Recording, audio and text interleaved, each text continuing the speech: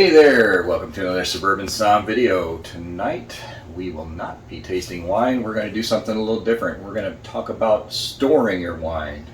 And you might be thinking, Scott, why on earth would I want to store my wine? I buy it and then I drink it. Well, look, hey, I've been there. 10 years ago I was kind of, as they say, bottle to bottle.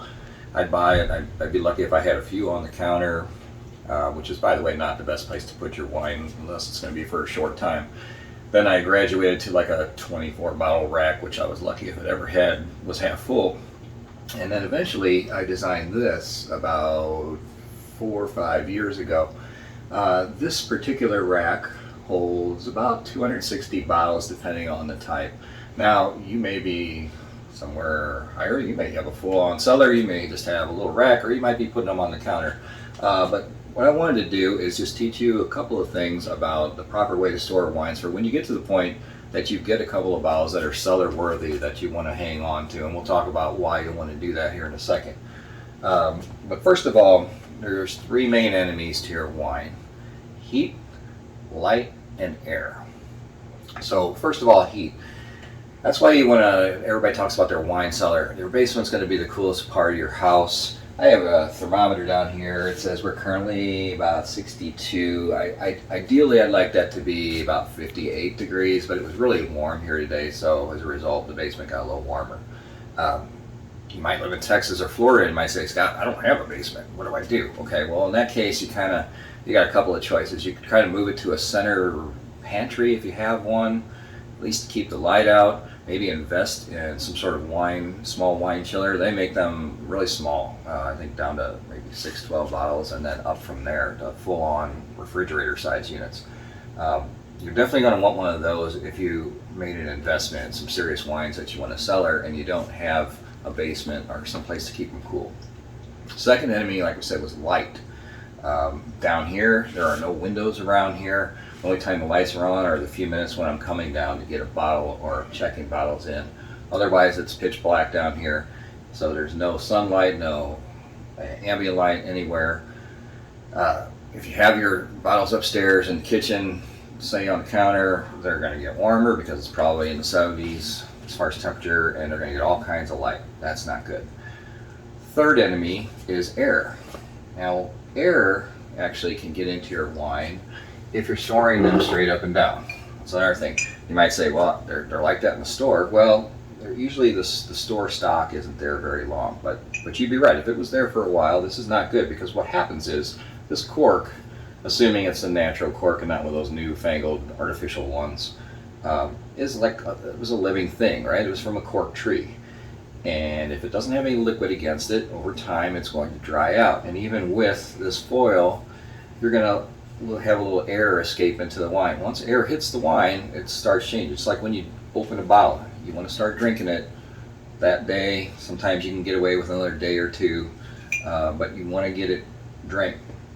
So air, you want to make sure, how do you keep it from getting in? You store it on its side. What that does is the wine is sitting here against the cork. It's keeping it wet, keeping it moist. No air is getting in there. So that's why you're always going to see people storing their wine on the side. So let's get back to the rack. You may have seen ones where you have a cubby for each individual bottle, either straight up and down squares or diamonds. Those are ideal, but if you get to so many bottles, you're talking about a lot of wood or a lot of dividers to do that.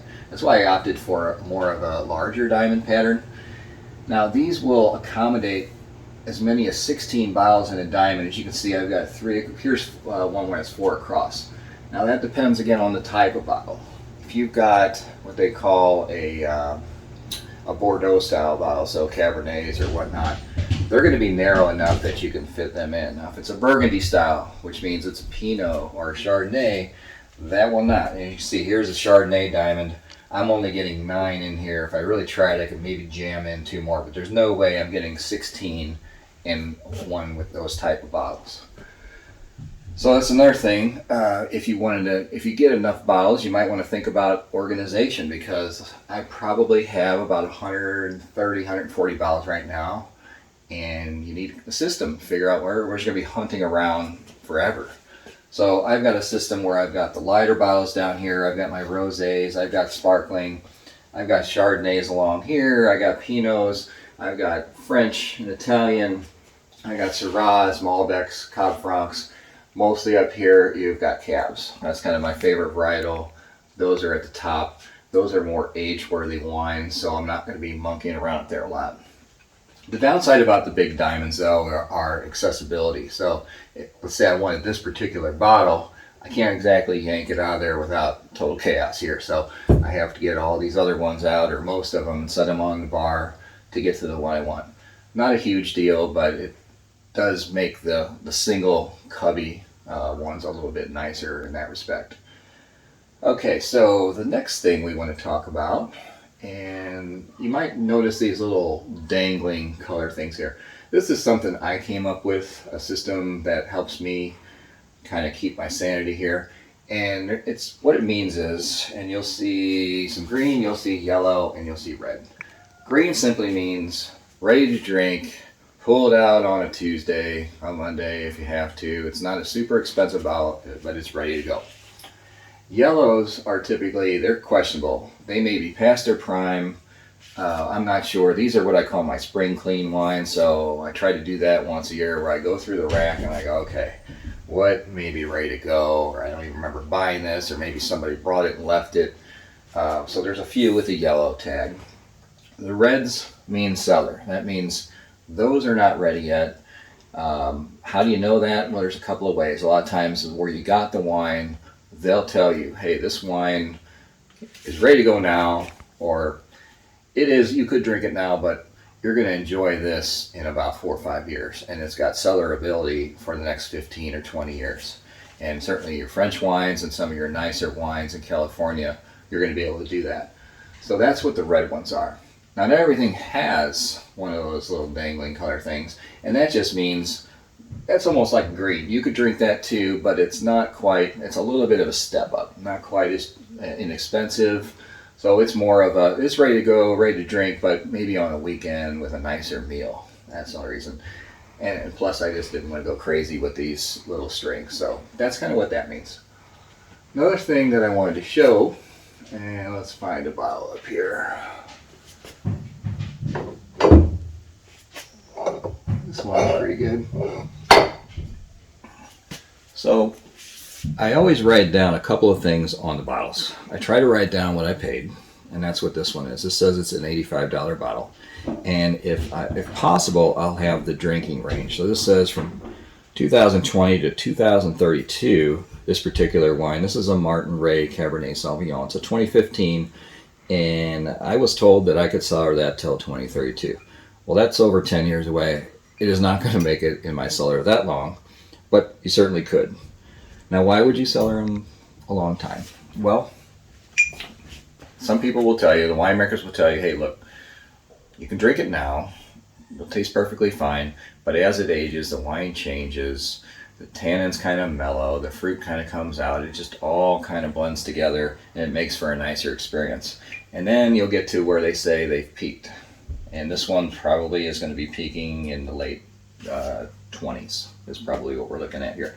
And then after that, it doesn't mean it's bad, but then it starts to go down and not be as good until the point where it'll eventually turn. And what happens when a wine's turn? Well, that means it starts to taste like vinegar, and you'll know. You'll be able to smell it. You'll be able to tell.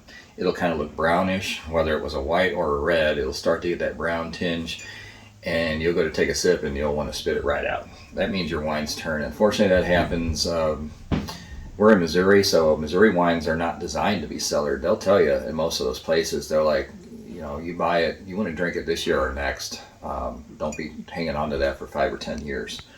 And we've had that happen. So that's kind of why you would want to cellar it. And there's a couple of different ways. Like I said, the winery where you got it from, they'll be able to tell you what the cellar ability is.